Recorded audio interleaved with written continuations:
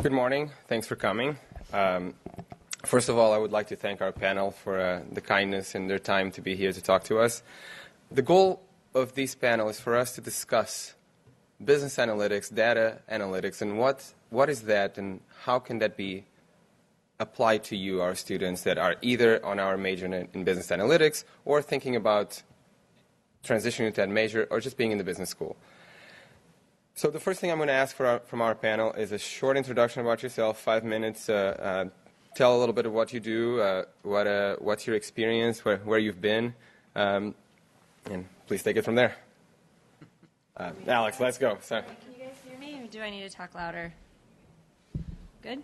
All right. Hey, everyone. I'm Alex Welch. I'm a senior director in Gartner Consulting's data and analytics practice. So what that means is I help organizations and companies think about how am I going to use data or analytics to solve problems that I have. If you're a healthcare company or a healthcare organization, how do I make patients better for lower cost? If I'm the federal government, how do I achieve my mission better using data and analytics, also probably at a lower cost these days? I've been doing it for about 7 years, helping organizations. I've been at Gartner for 7 years, helping organizations think about their data and analytics strategies. Before that, I was at IBM doing more or less the same thing.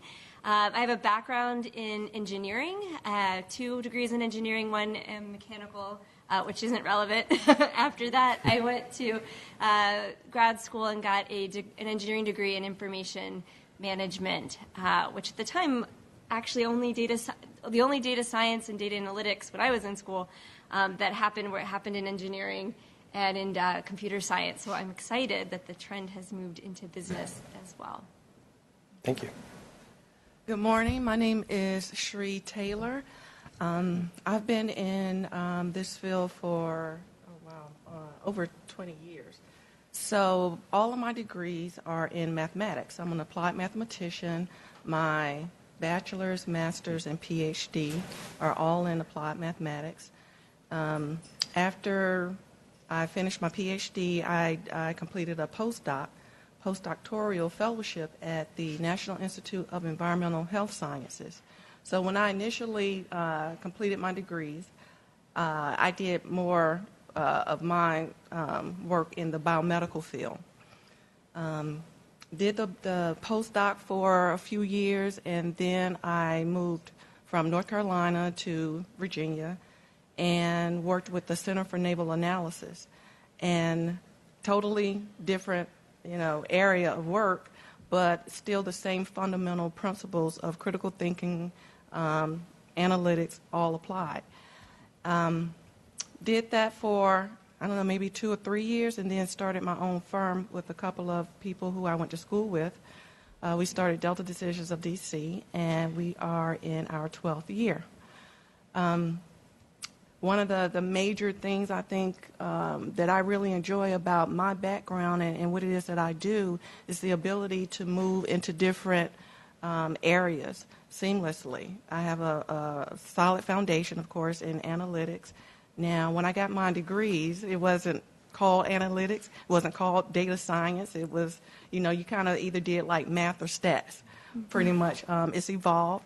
But when you look at the requirements and the skill sets that are needed, of course, the quantitative fields will check the box as well. So also computer science, physics, any of the backgrounds that have a quantitative foundation. So very glad to be here and look forward to answering any questions that you may have. Thank you.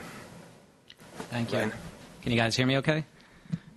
So my name is Brian Salka. I'm the business analyst at WearAware, and we are a digital agency based out of Chantilly. And we do mobile app development, website development, and now we're trying to develop analytics as a revenue generator for our company. So my responsibilities are primarily everything covering business intelligence, so cleaning and combining all of the different data sources for our clients, developing predictive models, and then helping sell those predictive models to our clients so that we can start generating revenue. I've been there for about 3 years now, and prior to that I was a risk analyst at Freddie Mac for several years, where we worked on a lot of mortgage-backed securities and figure out how to get that type of stuff off of Freddie Mac's books. So I don't really remember much about that. If you have any specific questions, but be happy to more talk about that in general afterwards. So thank you. Hi, good morning. Mohammed El Ansari with Buchanan Edwards. I am the Vice President of Global Operations for Buchanan Edwards. We are an IT professional services firm focused on the national security space, and one of our core capabilities is data analytics and data governance. I started off my career, I graduated from George Mason as a business management major and went on to do management consulting for Arthur Andersen. Then I worked for MicroStrategy, which is a local data analytics software company here in the Tysons area. And then I went back to the government contracting space for a while, also did data analytics. To give you some examples, I worked on the enterprise data warehouse for the Postal Service. That was a really good experience. And I worked at CEB, Corporate Executive Board, which is actually now Gartner. So I worked there for a while, also focused on data analytics. I did some outward-facing data analytics work with CEB's customers as well as internally, like building the enterprise data warehouse at CEB. And then I went back to the government contracting space to do more national security work. I find that very meaningful. The work that we do is we try to really apply data analytics from a national security perspective. So if you think about the intelligence community, they are analyzing lots of data from a lot of different sources, and we're helping them, one, ingest the data, and then two, clean up the data and then analyze it in a way that's meaningful. And ultimately, that could result in an intelligence briefing. It could result in preventing bad things from happening, if you will, et cetera. So it's a little bit about my background. Thank you very much. So I would just like to start, and then I'll open the floor to your questions. Let's talk a little bit about the challenges in the business analytics and data analytics world, because a lot of what you do is going down from the data to decision making. So if you could talk a little bit about the challenges that you see and the opportunities that come with those challenges, and then we can open the floor for the students. Anyone? Alex, you can start. So I don't know if you're familiar with a term called data literacy or analytical literacy. It's probably something you guys have no problem with. But it is the ability to actually use data and analytics to make a decision or to act on that information that you've received. And you would be surprised how many people, everyone at this table probably knows, how many people in the workforce today have never done that before. You have 5 generations of people in the workforce. Think about that. So there are executives who've never used data to make a decision in their life. They have used their gut for decades. And I say that because you can bring these people, these individuals, the best data, the best analysis, and they will not believe you. They will go use their own instincts, their own gut feel to make the decision. And you guys are laughing. It's so true. And I think that, to me, more than anything, a lack of data and analytical literacy is what holds organizations back. I see it all the time, and I work across all industries. You can have the best answer, and somebody will say, well, where did you get that data from? Or what model did you use? Did you introduce bias into that model? All of these different skepticisms that people have. And that, to me, figuring out how to meet people where they are and showing them the art of the possible with data takes more work than you think. I'll stop there. So that was brilliant in a nutshell. I support the federal government, and that is absolutely, without a doubt, the biggest challenge. I never thought about it like that, all the generations, but it's a constant challenge to be able to communicate with someone who's not data literate. And in a lot of cases, when they challenge our team, the team that I may be leading, they are not even able to articulate some of the challenges the way Alex just did. So you get a lot of pushback, and it comes in different ways. And so I tell people a lot of times that although I have a PhD in mathematics, people say, oh, my God, well, that's pretty hard. I say, no, people are hard. It is very difficult to work with people who have different modes of communication, who have different backgrounds, who have different agendas. And being here in the DMV area, D.C., Maryland, and Virginia, there are a lot of political agendas that are not necessarily, people are not necessarily transparent with. And so that is by far the largest challenge, I think, in life. It's not math, it's people. Yeah, definitely well said. I think the biggest challenge, I'll come at it from an analyst perspective, is that all of you are going to have very similar skills from a technical ability. You're going to be competing with people that have those similar skills as well. And what you want to get really good at is taking all of that data that you have and be able to tell a story with it, because the story is what sells. You know, people hear statistics, they see all your pretty charts, but if you can't tell a story, they're not going to feel it, and they're not going to act on those decisions. So if you want to separate yourselves and be really great analysts or leaders or whatever it is that you want to be, you want to get really good at selling the results of your work so that your partners or clients or executives take action on the results of your work. No, I agree. I think Alex articulated it pretty well. I'll give you maybe, from my perspective, also one of the bigger challenges that we run into is data governance.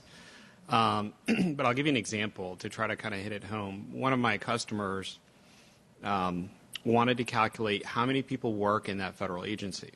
Seems like a pretty straightforward question. How many people work here? Okay.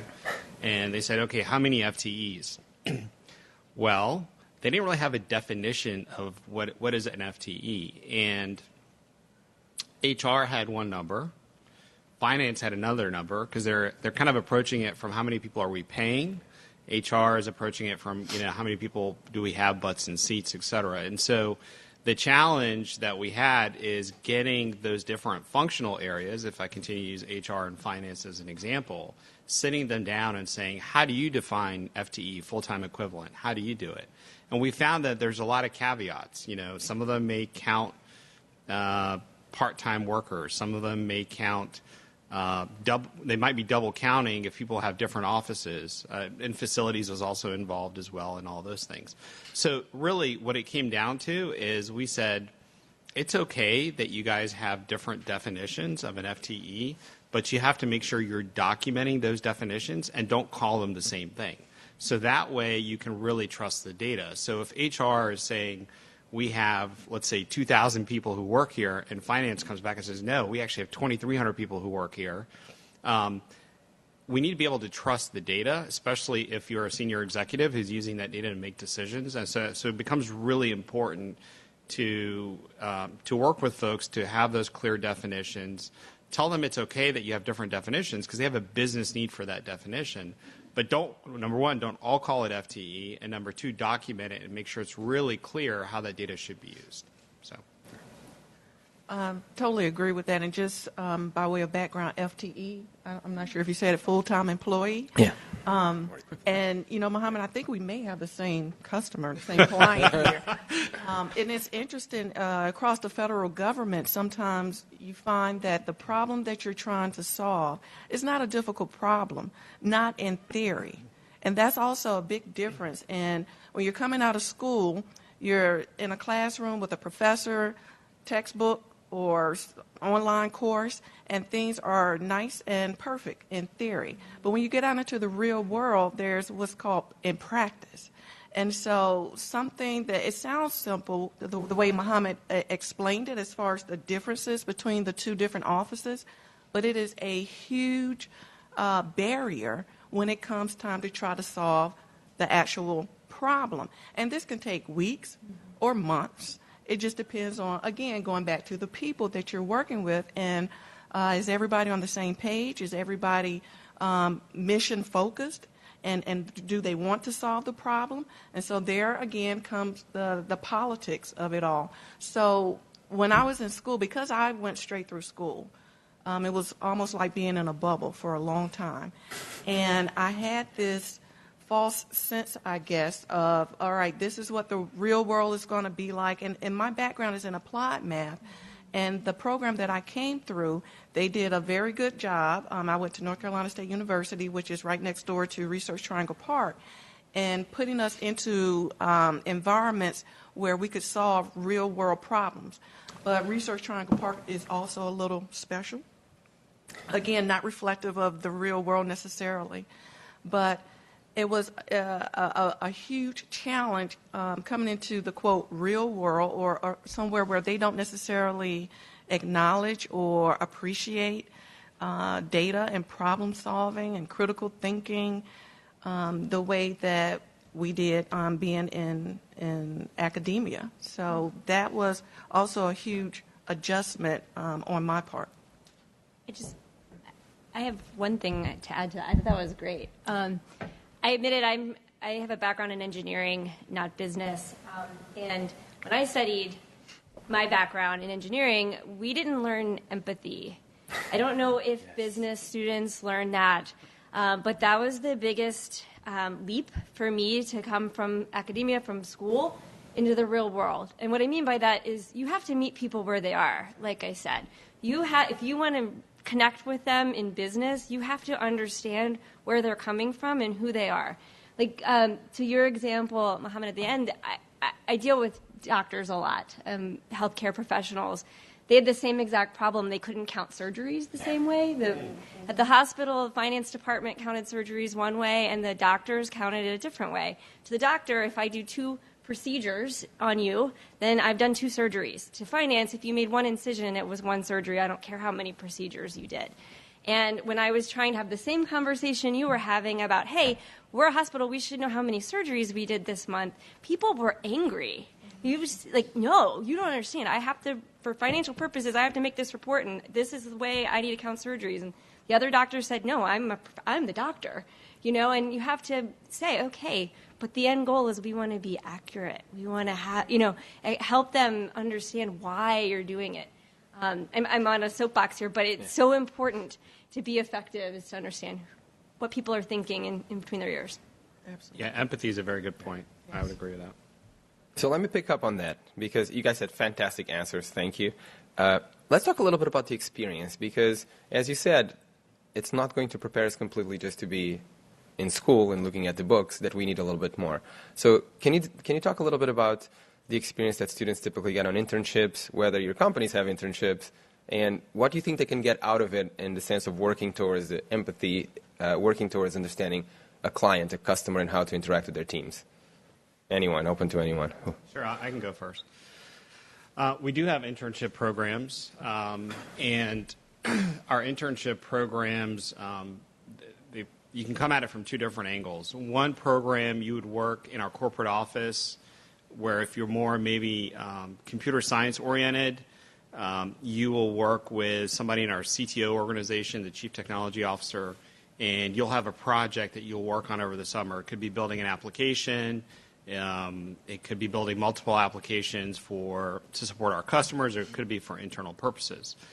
The other program that we have is we'll actually put you through the clearance process. So we have at least 3 or 4 interns right now who are going through their clearance process, and hopefully by the time May, June comes around, their clearance will be granted, and they'll be actually on site at a government agency on a Buchanan Edwards project. And in that case, you're going to get real-world experience, and you'll definitely get the empathy part because you're going to be working with BE, with Buchanan Edwards, and our customer to solve these real-world problems. And so by being on site, I like it because you're not shielded anymore. You're with a customer. You're in their environment. You're surrounded by. You're going to hear all of their business problems that they're trying to solve, and you're going to be given a real-world business problem to help us solve. And we do that appropriately in a way so the intern can be successful, but you're also getting some real-world experience out of it that you could then apply, honestly, either in a future internship or when you graduate, more importantly. So. Thanks. Yeah, we do have internships as well. I think the biggest thing that you would get out of an internship, especially with a company like ours where you're going to be dealing with so many clients, you're going to be juggling a lot of different high-priority projects at once, is that you're going to learn what questions to ask and basically how to uncover what it is that you need to know in order to put together your analysis or your predictive models or whatever it might be. So having that exposure is the most important thing before you go out into the real world, because the last thing you want to do is kind of get put into a box when you start at a new company and just be crunching numbers, not interacting with anybody. You know, if you really want to progress, you want to get good at, you know, learning how to ask the right questions, learning what to ask, and then build whatever it is that you're building off of that. So an internship would be a phenomenal way, whether it be with us or whatever it is you're trying to pursue. So I would definitely look into that. My firm we're really small, 10 people or so. We're what you would call a boutique management consulting firm. So we don't do so many internships. However, internships are fabulous. And one of the things that Mohammed mentioned is that they send their interns through the clearance process, which is huge, spectacular, because that's one of the reasons that we don't have interns is because we have some cleared contracts, and we need typically people on the ground right away. So, but if you're able to get into that pipeline, because it does take several months. It does. Or years. Years, depending on how interesting your life is. It can be a long time, but it is very worthwhile, and that is a competitive advantage for you as an individual if you have that as an intern, being as young as you all are. One of the things that Brian said about being able to ask the right questions, that goes back to the communication and being able to extract the information and ask the right questions so that you can help your client formulate the problem properly. So again, I'm a mathematician, and everything in my head I think about in a mathematical way, and then I have to translate it based on who it is that I'm talking to. But one of the things that I always have to do is I have to have a well-defined problem. What are the constraints? What are the assumptions? And I don't necessarily speak to my client that way, but this is what's going on in my head so that I can formulate the problem, set it up to see, is it a well-defined problem? Or I need to kind of manage expectations and come up with some more constraints to make sure that things are going to come out the way that they are, I won't say are supposed to, but in a manner that is repeatable. You want a repeatable process and a traceable process. So the foundation and making sure that everything is kind of set up nicely from the beginning is also very important. I did an internship every year of college, undergrad, and graduate school. I think they're amazing if you do them. Don't sit home over the summer, please. Actually, my internship in undergrad, which is what made me realize I didn't want to be a mechanical engineer, I worked in a radiator factory, actually building radiators, and I realized pretty fast that that's not for me. And I think it gives you real world experience that you can't get in a classroom. It's impossible. And you get to practice working with people and dealing with people in an actual business environment. Does Gartner Consulting have internships? I know that we do, but I don't know enough about our program to answer any questions, so I can get back to you. I know that we do hire business folks from right out of college. So, Thank you. So now I'm going to open the floor to questions from the students. So please just raise your. Go ahead. I was wondering, how did you get to where you are today, and what were some things that helped you or set you apart from others? So for the recording, the question is on where you are today and what did you do, and that set you apart from others. I can go first. I think it's a good question. For me, I credit a lot for my career, if you will, to Arthur Andersen in terms of giving me that great foundation. So I had choices when I graduated from George Mason, which is awesome that I had those choices.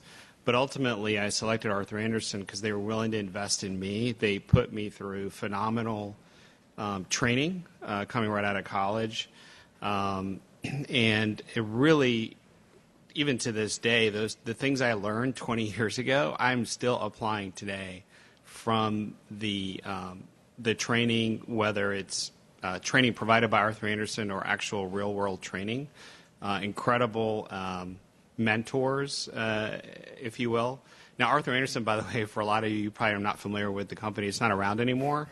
But I'll give you, it's one of the big five, like a PwC, Deloitte, KPMG. It's equivalent to that. But for me personally, I give a lot of credit to mentors I had at Arthur Andersen, but also the investment that Arthur Andersen made in me to train me in terms of how to, my title was, consultant. How do I become that consultant that can really add value to a customer coming right out of college and feeling a little bit intimidated and not sure like what to do? And they kind of guided me in terms of saying, here's how we do things. Here's the blueprint, if you will, on how we operate as a company. And they were a large company. They could do that. And so for me, I give a lot of credit to them. I think for me, I owe a lot of credit to Freddie Mac. I graduated from University of Kentucky in 2011, and I studied math and economics. Excuse me. And I was accepted into their risk analyst rotational program, and there were only 4 of us that were accepted that year. So we got to go through all of the different departments within Freddie Mac, work with teams of PhDs that had 10, 15 years of experience, and we just got an incredible experience of how to do all of the things that were technical and how to present the ideas so that whether it be internally they take action or the government takes action. So we got to see a lot of stuff, and it gave me the confidence moving forward to be able to go to a smaller company and run teams and develop processes, because I got the crash course from that type of environment to where it was. And, we all went on to do extraordinary things, and we continue to do extraordinary things. So for me, I wouldn't have traded that. I would not have gone into a smaller company right out of college, because, when you do that, it's a lot harder to learn in a sense, because, there's a lot of things that are not established yet, but it also creates a lot more opportunity, because then you have the opportunity to develop that. But if you're, if you don't have that confidence yet, or if you haven't had the experience from what you would have got at a larger company, then it would have been harder. So I wouldn't have traded that experience for me. So if that makes sense. I think mentoring, mentors were very important for me in my life. I'm a first-generation college grad, and so to even go all the way through to the PhD, that was not, when I left high school, PhD, I didn't know what that was. And so having mentors to say, this is the next opportunity, and to kind of guide me through that absolutely helped. I did the work, of course, but having a strong support network made all the difference for me. And also, I think being authentic, being who you are, is what will set you apart, not trying to be anybody else, or, who you think your parents may want you to be, or your friends, and trying to kind of go with the crowd, but also being very passionate in whatever it is that you choose to do, because this is your life. And, I have 2 girls, and they're in elementary and middle school now. But as I see them develop, I make sure that they have strong math skills, but they are not passionate about math like I am. And that's okay. And I want them to be just passionate and full of life. And as I help them understand their talents, I want to drive them into an area so that they can make a living off of those talents and just love what they do, so that when they go to work, it doesn't feel like work. And that's the way it is for me a lot of times. When I'm home watching TV, or, after the kids go to bed, I'm constantly thinking about problems that are, at the job. I really enjoy consulting and, doing what it is that I do, and I want the same for my kids. And so I would say being authentic, true to yourself, and also being passionate about what it is that you choose to do. Yes, it's an interesting question. So I think where you get is up to where you want to be, right? And that answer isn't the same for everyone. For me, it was, I want to see how far I can get the fastest I can, because I was that kind of younger person. And the way that I have done that is stay out of your comfort zone. Seriously, if someone asks you to do something that you feel, oh, I don't know if I can do that, or maybe I'm not qualified, try it. If you get if you get in too far, let someone know. But the way not to succeed is to do the same thing every day, to just stay, happy-go-lucky. And maybe the reason I prefaced it with it depends on where you want to be, because for a lot of people, that's great. And there's nothing wrong with that, because we all have lives and human emotions and ambitions outside of work that maybe those are our other priorities. But for me, it was always, I can do that, I can do the next thing. I've been promoted at Gartner 4 times in the last 7 years I've been there, because I've been that person, right? And maybe I'm an annoying person, I don't know. I have to ask my coworkers. But I did things that I wasn't comfortable doing. Someone asked me if I wanted, I think I was 25 years old, if I wanted to go be the technical attaché to a senior executive service member, SES, I don't know if that's the term you guys know, in the government. So someone who literally has a flag behind them, right, and gets briefings every day. If I wanted to be their technical attaché, and I said, okay, great. What does that mean? I showed up there and I figured it out, and I was great at it. But that's just because I tried and I wanted to do things that were uncomfortable. I think, Alex, by the way, that's an excellent point. We call them stretch roles. Yeah. You definitely want to embrace opportunities to be in stretch roles to get out of your comfort zone. That's a very good point, Alex. Yeah, and if I can add to that too, I try to say yes to everything in the workplace, no matter what you're asked, because you never know what it can lead to, what kind of doors it can open up to. I can't tell you how many times I took on what seemed like a menial task and it turned into phenomenal leadership opportunities. So don't be afraid. And all of them are outside of the comfort zone as well. So if you have any specific questions on that, we can talk after. What? Yeah. Guys, my name is Crystal. I was curious as to how what a typical day would look like for someone in your field. So the question was about what a typical day looks like in your field. I can start off with that. I would say there is no typical day. I think the one thing, there are common things that you do, especially when you're starting out. For me, it was cleaning and combining data, which was probably about 80% of my day was spent doing that. But as you progress, it just becomes more and more dynamic, and that's the great thing about this field, I think, is that it transcends industries. This is my third job since I've graduated, and all three have been in radically different industries. So you're able to take all of the skill sets that you've learned where, the techniques are always going to be the same. The only thing that's really changing is the data and the questions that you need to ask in order to solve the problem. So that's the phenomenal thing about this. It's very dynamic. There's nothing typical about it. So for me, it's probably all over the place more so than anybody because I own my own business. So my day, I do everything in the company. Approve timesheets, run payroll, answer questions, make sure people are showing up to work at another location. I may show up to a specific location for a client. A contract that I'm providing support on now is at the State Department, and we work with a lot of senior leaders. And so as Alex was talking about those senior level briefings, you show up, someone may need a briefing. You may have some prep time. You may not, but you have to be ready to go. It's very dynamic. I haven't worked from home in a long time, but there are days when I work from home, and I could be on the computer all day long, responding to emails, answering questions for vendors, for partners, because our business partners with other small businesses or large businesses. I write proposals to make sure that the people who work for me have a paycheck. So there are a lot of different things. And so when I wake up in the morning, I have to reprioritize because whatever the priority list was last night while I was sleeping, it shuffled.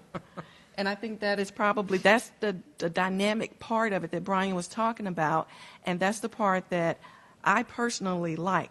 Now, there are some people, and this is why you have to know people, some people who like structure, and there's nothing wrong with structure. I have a lot of people in my company, a good portion of the people in my company who like and need structure. And as the CEO of the company, it is my responsibility to make sure that they are in the right place so that they can be productive. because my goal for those who work for me, and I don't really like to say that they work for me, they work with me, is to make sure that they're happy. Again, I believe in passion. I believe in being happy, doing something that you enjoy. And I look at my role as the leader in my company as helping my employees to kind of reach their personal goals. So I talk to them a lot. I find out what are they working on that they enjoy, what happened during their day that they didn't like, what barriers did they come across that I can help remove. So it's a lot of different things, and I know I left something out, but that's all I can think of right now. I'll go next, I guess. My days are all different. In consulting, we travel a lot. So yesterday I was in Kentucky. Today I'm here. Later this week I'll be in Pennsylvania. And it just depends where we are in a project, what we're doing that day. So sometimes, like yesterday, I was interviewing people. I was trying to understand who they are and what are their data and analytics problems, or what are their problems, and me thinking, how might data and analytics help them solve this problem? Later this week, I'm conducting a workshop with about the same number of people in this room, and we're going to imagine what the art of the possible is. I've already done my interviews, so sharing them my findings and what are we going to do about these findings. Other days, I'm in the office here in Arlington, writing reports, writing what we call deliverables, which are basically how we communicate information back to our clients to explain things we want to tell them. Or I do a lot of business development, pitches, things like that. So every day is different. When I'm not doing any of that, I work from home, which is also great. So sometimes people hear my dogs in the background, but I'm human, so. Yeah. And working from home, by the way, is much more difficult than going into the client site, in my opinion, because there are less boundaries. So I find that I just continue to work right through dinner. The kids are hungry, and before you know it, it's 11 o'clock at night or something, and you got to get ready for the next morning. So in going to the client site, you do have those boundaries. And I mentioned that we have cleared contracts. You don't take that work home with you. So you do your work there, and when you leave, it stays there. Now, in some cases, some people may have BlackBerries or what have you, or they may have to go back into the office, and that's why some people have very long days depending on the job that they work in.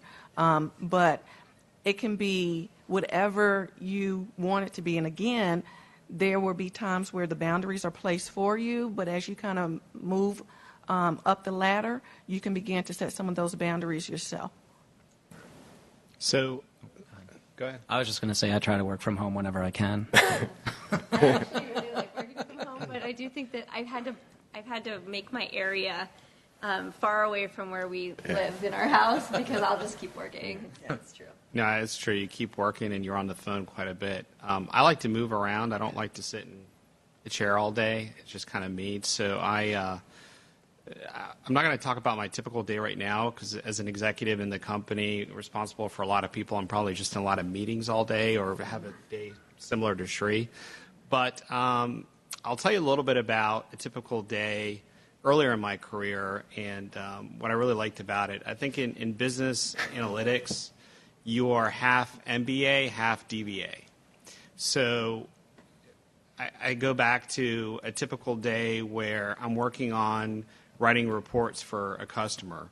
So you're kind of meeting with a customer, understanding their business requirements, and it is okay that the customer doesn't actually know exactly what they want. And nobody tells you that, and you can tell it later and you kind of figure it out. But ultimately, you sit down with a customer and you start kind of sketching out, okay, here's the report that I want, or dashboard.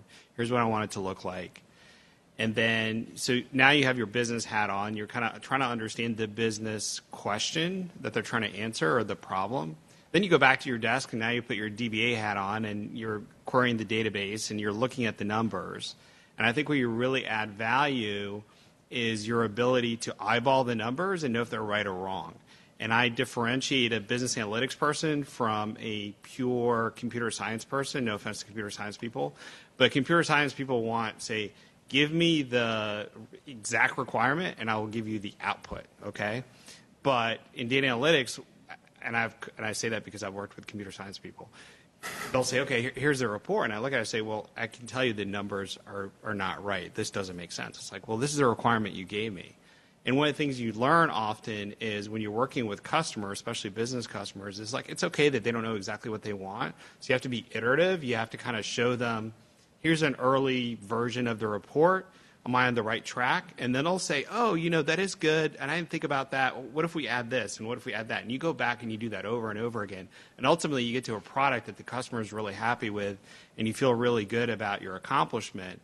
But it's really, the part that I like about it, again, is you're combining business skills with technology as well. And you don't have to go that deep in technology and business analytics.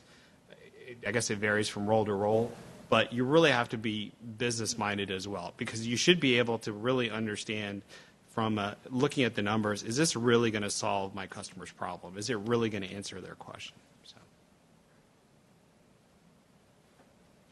At George Mason, we have 2 courses in Business Analytics 1 and Business Analytics 2. What type of things would you hope are in those classes or that you think should be covered in those types of classes? For the recording, the question is about the 2 courses that we have in the business analytics space, and what would you like to see our students to have and to see in these courses as they come out of their undergrad degree? I can start off with that, mainly because I've been interviewing for data analyst positions at our company. And they all come out with the technical ability, and that's no secret. They can solve the problems. We normally give them a case to work on, and then what we ask is for them to communicate the results and get us to take action. And I feel that that's where a lot of the downside is. I feel like, especially this was true for me going in school too, I was assigned a task. Basically, we get output, we give it to the professor, and that's the end of it. But I would like to see a lot more emphasis on communicating the results of that work, getting people to take action on the results of that work, because I feel that's where analysts separate themselves out in the real world, is getting a client or a partner to buy something based on the results of that work. Because when you develop a predictive model or whatever it is, I feel like a lot of young students come out and they're so focused on the algorithm and the technical stuff, but the algorithm is almost irrelevant. I mean, why do you think Google is so good at making predictions? Their algorithms are exactly the same as everybody else for the most part, but they have a tremendous amount of clean data, and it goes in, and now all of a sudden all of the focus can be on that output and communicating the results of that output. So that's where I would like to see more emphasis as far as helping get students prepared.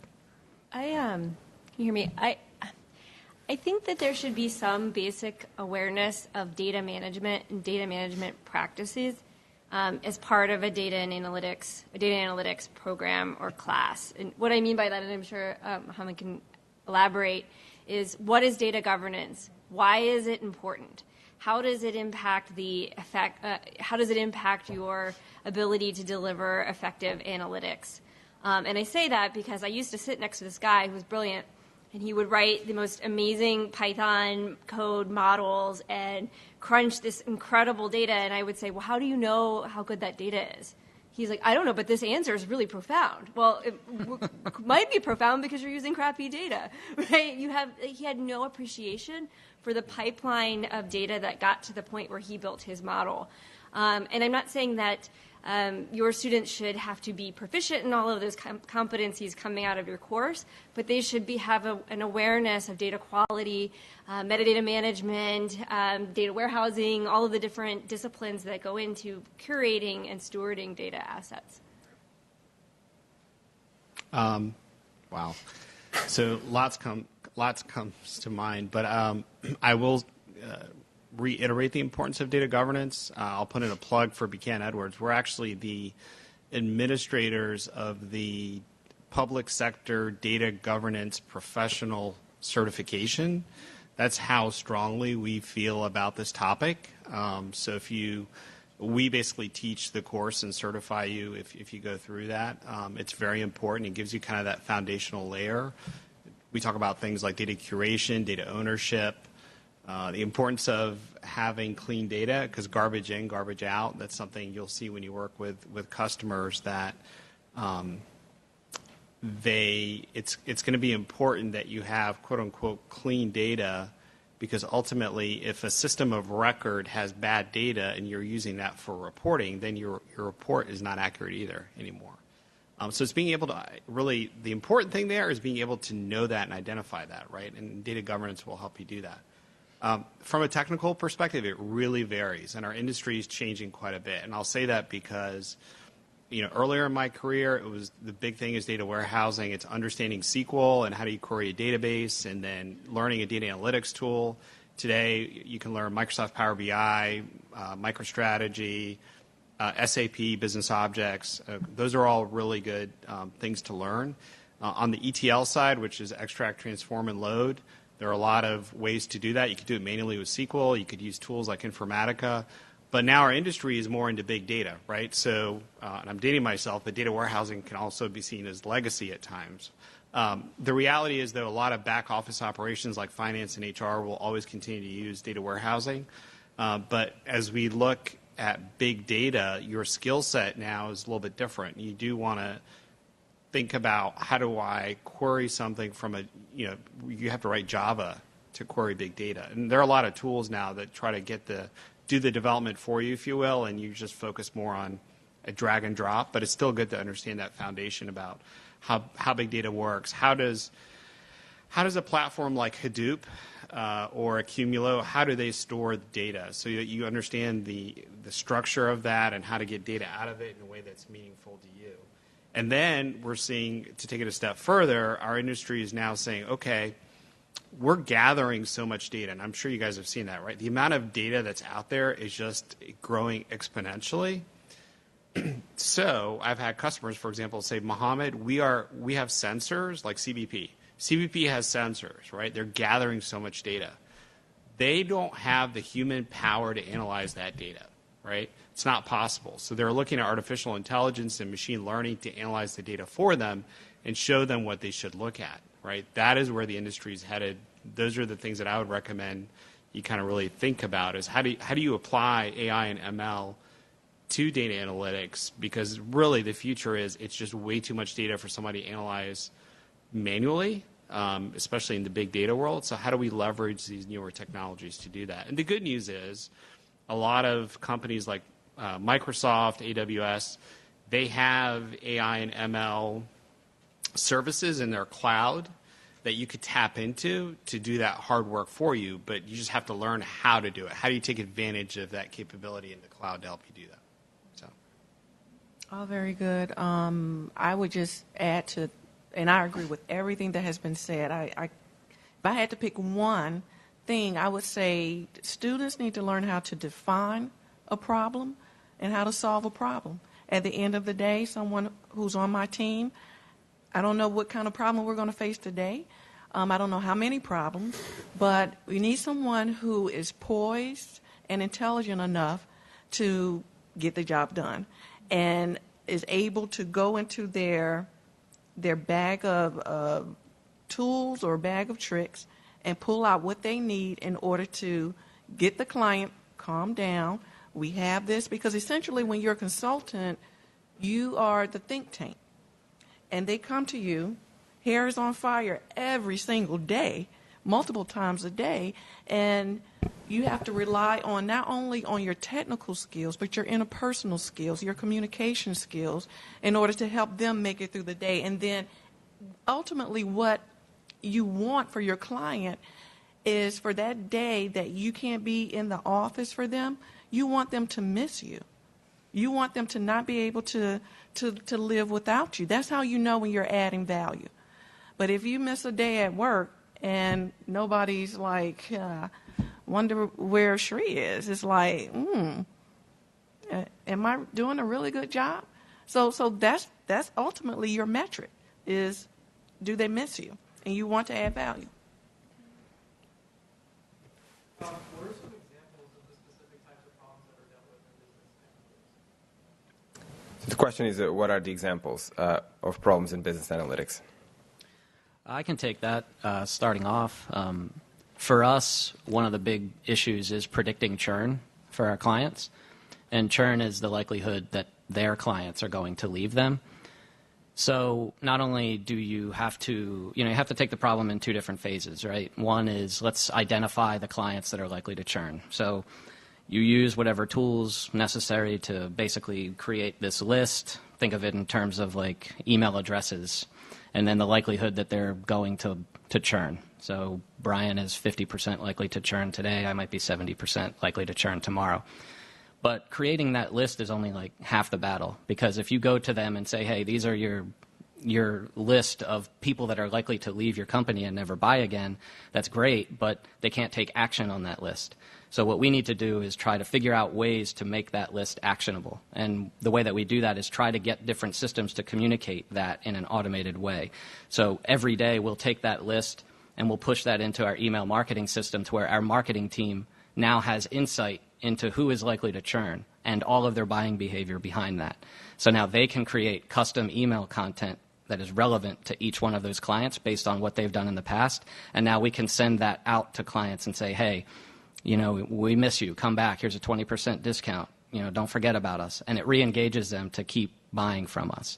So you're solving the problem in two different phases, and that has been a phenomenal success as we move forward, and a lot more clients are buying that type because we've not only identified, but we've also made that list actionable so that they can re-engage them in some way. So that's, I would say, becoming more typical for the types of problem that we're trying to solve. I have so many. I'm thinking about, there's a good example from Georgia State where they had a problem with student retention, and a lot of their students were dropping out and not getting degrees. So they looked at the data and they were thinking, what is this? And turns out in that student population, there were a lot of students who were on Pell Grants, which only give you a certain amount of time to complete your degree. I'm not an expert in this, but I learned this. And what they realized was that if a student wasn't completing their degree in 4 years, they would just, or not on that path, they would drop out. So they actually used the data to redesign how they do majors. And instead of having a major that you pick when you're a freshman, you get to do a trial period now of you get into a school and you do a tour, and then you pick a major later on, so that people had more time to complete their degrees. There's an example from healthcare that I see every day where we're using data about you as a person, what's going on in your body, maybe from wearables that you have on your wrist, plus information about what's in your DNA, so what am I predisposed to, plus information about what's happening with the weather today, plus information about what we know about populations like you. So if you're a 30-something woman like me, what might happen to you in different circumstances, and taking all of that information and actually predicting outcomes for patients, or alerting patients, hey, you need to take your medicine right now, or you need to run to the hospital, you're about to have a heart attack. Those are the life-saving examples that business analytics can contribute to. And then in the federal government, I'm helping them figure out who's an insider threat right now. So based on who logs into different systems, what data they're looking at, what buildings they go to, what's happening in their personal life, all of that information that we know, it's probably kind of scary, who might be working for a bad guy, right? Who might be trying to steal national secrets. All of that's in the data. And as someone at NIH recently told me, the cure for cancer is probably in the data too. So if we can mine it, we can figure it out. That's a lot. You probably have more. That's true. I don't have a lot that I can speak freely about that I can think of off the top of my head because of the clearance constraint. But one that I thought about is workforce planning. And again, this kind of goes back to knowing how many people you have. I mentioned that we have a contract with the State Department, and so the State Department manages all the posts around the world in various countries, and they're staffed.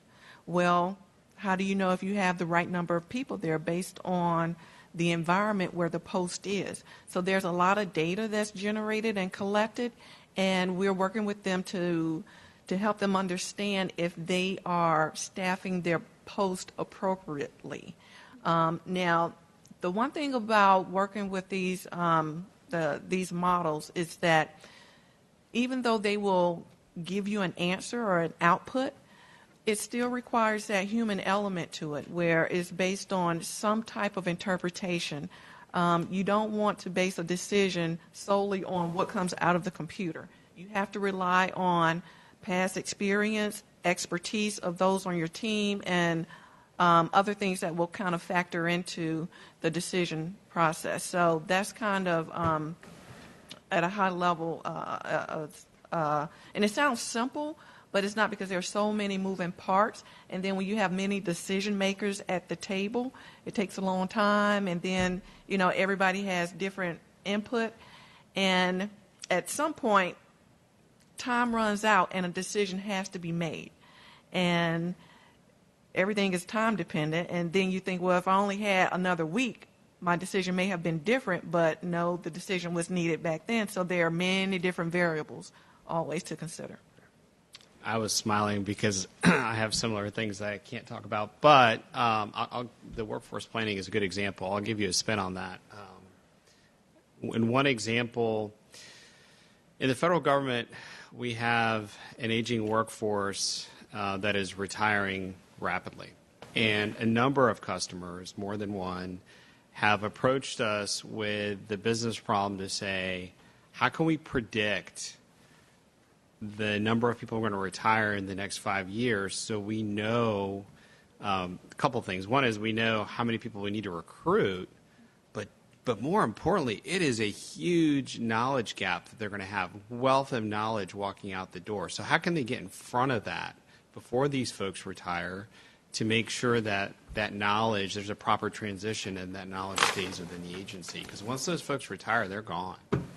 So we have a couple of customers who ask us those questions, and a lot of those are more HR-centric. I mean, you can look and say, okay, when are people eligible to retire?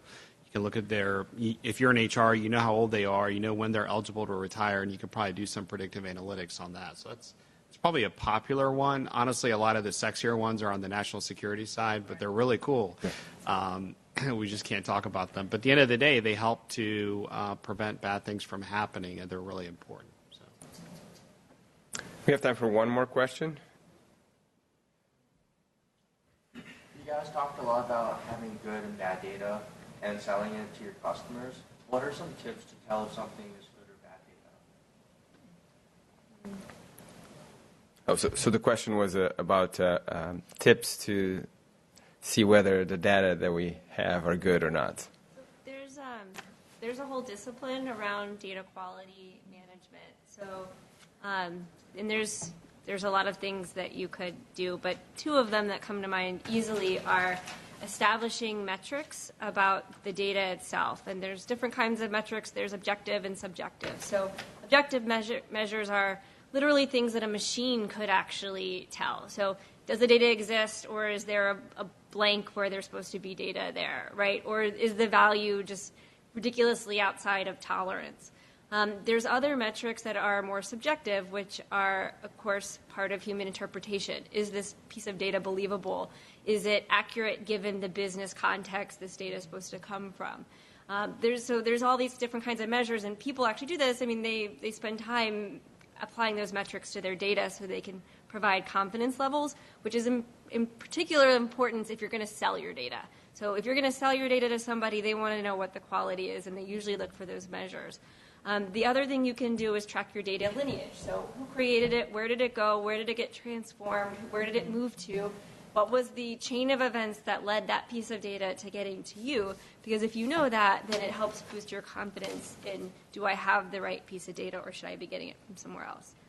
I don't know if anybody wants to add to that. That's pretty much it. That was very well said. I would say, so one thing that Alex mentioned was kind of the lineage of the data. And I am one, and this is a quirk with me personally. I like for my data to be in as raw a form as it possibly can, unadulterated, untouched, as pure as it possibly can, so that, because the more you touch the data and you hit it, it picks up error or, dirt, if you will, and then it propagates. So that's one thing that I look for. And then also being in the industry of where your data comes from. And Alex mentioned this as well. You have to have a business knowledge of the data so that you can kind of just take a look at it and know what the outliers may be. Or is there some type of seasonality about the data that you would expect to see? You may have censored data that is missing, whatnot, but all of this comes as a result of knowing the industry and knowing kind of what to expect. So it's almost like you have to become intimate with your data, if you will, and then you want to make sure that, if at all possible, it has not been manipulated. So those are things that I kind of look for. Yeah, and to add to that, to Shree's earlier point about the human element, that's where it comes in. You know, when you look at an output, being able to ask yourself, does this make business sense for the industry that I'm in? You know, luckily at WhereAware, we're a very small organization, so the work that we do in analytics is very close to the executive decision makers. So we have the freedom and flexibility to go in and ask, hey, does this make sense? You know, you guys have been working in this industry a really long time, you know, kind of getting that overall company input to help you with the work and interpret the results. So, and that's going to come from experiences. You know, you're not just going to take a data set, do the output, and then give it to your boss without any type of explanation. That's why I was really harping earlier on the being able to interpret your results. So when that type of questioning comes in, then you'll be able to know if you have good quality data. And a lot of the tools today now, you know, to Alex's point with the data lineage, you can certify the sources, so that way when you're moving forward, if you ever have to solve a type of problem that's similar to that for any, you know, a unique type of client, you'll have that certified source, so that way moving forward you'll know whether or not it's valid.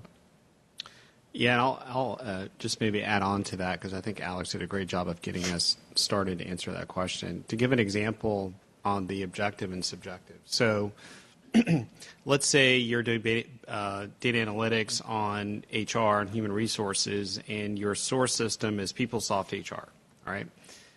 Every customer has customized these applications to meet their business needs. They've all customized them. Very few people use it right out of the box, okay? And what you'll find is you look at the data in terms of clean data is when they've added these new custom fields to meet their business requirement, sometimes end users, so not the system owner, you as an end user of the HR system, may have hijacked the field for another purpose, or a whole other department may have hijacked the field, and they're laughing because they know it's true, right? So an objective way is you do data profiling, right? You say, okay, I know that I'm expecting, it's very simple, let's look at a data type. I know I'm expecting a number field here, or this is going to be a text character here. Your biggest enemy is these long text character fields, because people hijack them. And let's say the customer, to meet their business requirement, intended it to be, I don't know, let's make up a field. Let's pretend it's workplace location, okay? And so I'm supposed to write maybe a specific workplace location. So I'll use State Department. They say State Annex 33. Let's make that up, all right? So I'm supposed to type SA 33. Well, there could be another department at the State Department who said, you know, it looks like I could type anything here. Hey, in our bureau, we're just going to use this for something completely different. And then you're going to go look at that field, and you're going to see SA 29, SA 33, and then you're going to see something completely different that catches you off guard. You're like, what's going on here, right? And then these are the real-world things that you encounter. And then you've got to figure out, okay, well, who entered this data? Where is it coming from? And you find out that somebody, because instead of adding a new field to meet their business requirement, they literally just hijacked an existing field. That's like a real-world example of things that we run into in terms of bad data, and then have to figure out how to clean it up. So. And sometimes the way you clean it up is you pick up the phone and you call the person who put it in there and say, you know, what's going on here? And 9 times out of 10, they're not data people, and so then you got to put on a different hat and try to use those communication and interpersonal skills again to get the data back on track. And then you go back to the IT people and you say, okay, don't let them put anything here. Like, force them to pick a location from a drop-down, or force them, you know, so that way you play a very critical role, actually, because you're helping to clean up the data along the way. So. There's just one more thing. I know you asked about how do you trust data, but there's another piece of the equation that you should be aware of is how do you trust the analytics that you get. There's a whole discipline around bias in analytics. A lot of analysts will create a statistical model and use all the math that they've ever known, and they think it's perfect, and they don't realize that they've actually introduced human bias into their model without realizing it. And we talk a lot about Gartner talks a lot about how you rectify that, in part, strangely, through diversity. The more different types of analysts you have, and the different types of human beings you have working on a problem, the less your chance of bias actually is, because you have different perspectives. I know that's obvious, but you'd be surprised how many models, people think this is my perfect answer, this is going to predict, rain tomorrow, and it doesn't. It's like, well, you used something that your perspective tainted the model a little bit. So in business, a lot of people have processes actually in their business analytics programs to validate and verify the models that they use before they're trusted. So I know that wasn't your question, but I thought I'd add that. Well, thank you very much for the panel. These were fantastic answers to our students' questions. Please stay around. We have a networking session with our panelists until about 12:30. So please, you're free to ask some more questions. Let's a round of applause for our panel, please.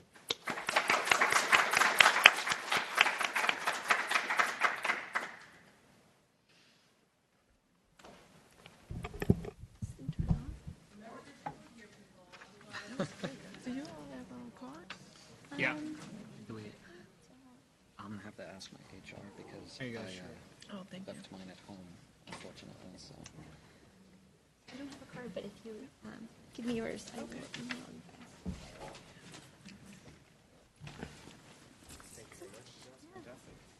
And if any of you are interested in these internship programs, let me know. I have cards here. Especially if you're interested in getting a clearance. We actually want to encourage people to participate. Oh, well, good luck with that. Oh, you are? So is your company a data science company? Hey, how are you? Oh, that's okay. Okay. Mostly talked about analytics, Found a gap. challenges with it. Yeah, people are getting credit cards. Typical days might look like, just kind of the types of problems that we face day to day. So it's pretty broad, but there were a lot of interesting questions. Did you have anything specific? Or? Well, income, minorities, everything. So We do. I'd be happy to connect you. we're building models that are pretty Okay. Right. We're bankrupt. How can you distinguish? Currently, I'm looking for bankrupt. I applied to General Dynamics.